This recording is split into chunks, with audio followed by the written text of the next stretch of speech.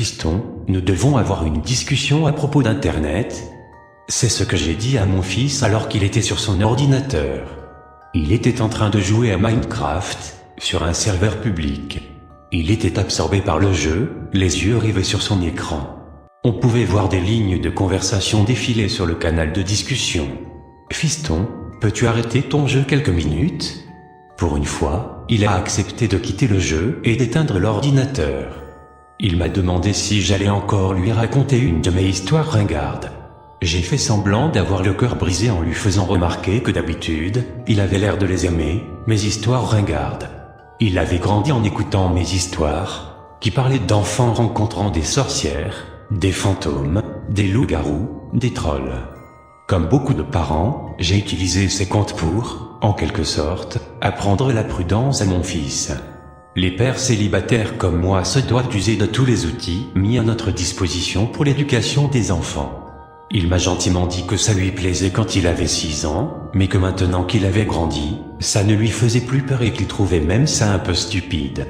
Il a ajouté qu'il voulait bien en écouter une quand même sur Internet, mais seulement si je la rendais vraiment très effrayante. J'ai un peu hésité, mais il m'a rappelé qu'il avait 10 ans et qu'il n'était pas un froussard, alors j'ai dit que j'allais essayer. On est descendu dans le salon, et j'ai commencé à raconter l'histoire. Il était une fois, un garçon nommé Colby. On pouvait voir la déception sur son visage.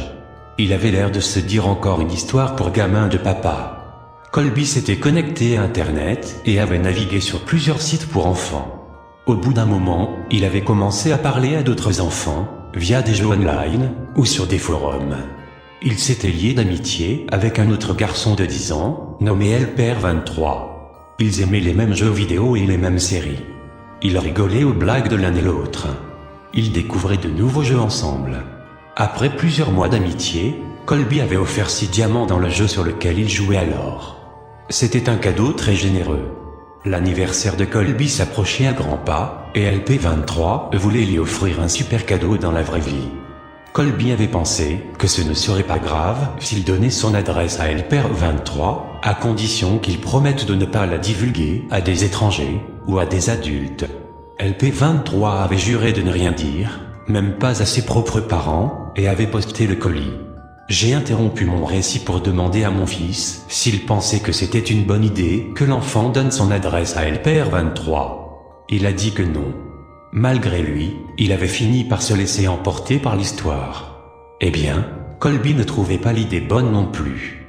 Il se sentait coupable d'avoir donné son adresse, et sa culpabilité ne faisait qu'augmenter, de plus en plus.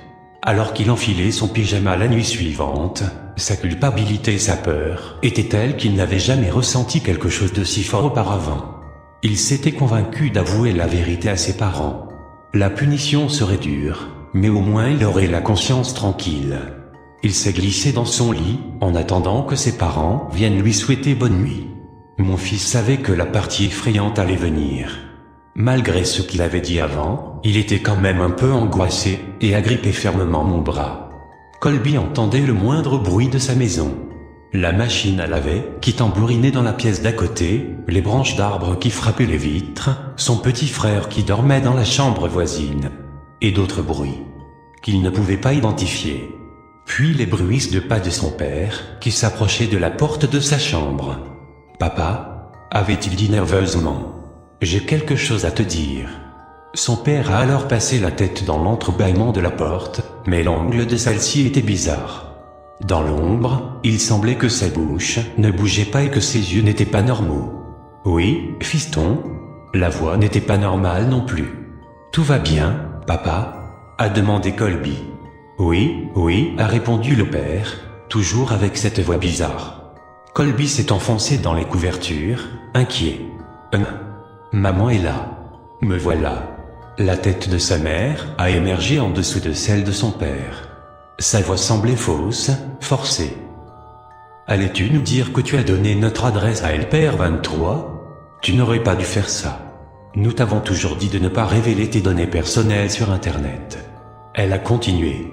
Ce n'était pas un enfant. Il faisait juste semblant d'en être un. Tu sais ce qu'il a fait ?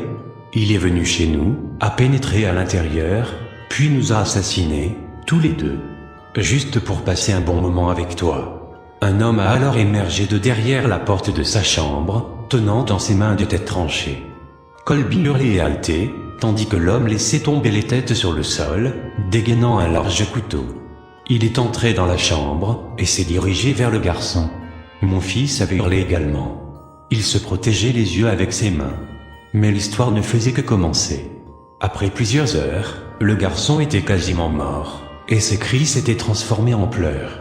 Le tueur avait alors remarqué les lamentations d'un bébé venant de la chambre voisine.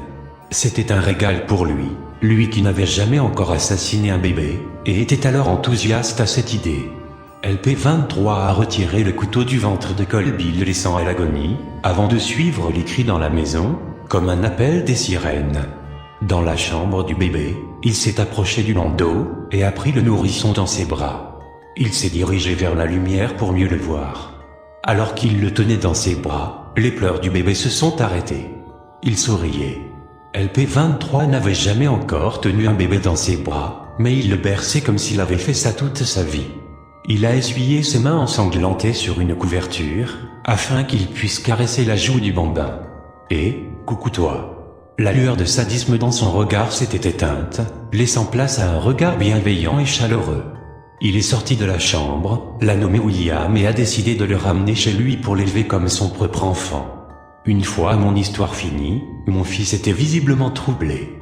Entre deux respirations saccadées, il a balbutié, « Mais papa, je m'appelle William aussi. » Je lui ai fait un clin d'œil complice, tout en caressant ses cheveux. « Et je le sais bien, fiston. » William est remonté dans sa chambre en courant, et en pleurant toutes les larmes de son corps. Mais au fond, je pense qu'il a aimé l'histoire.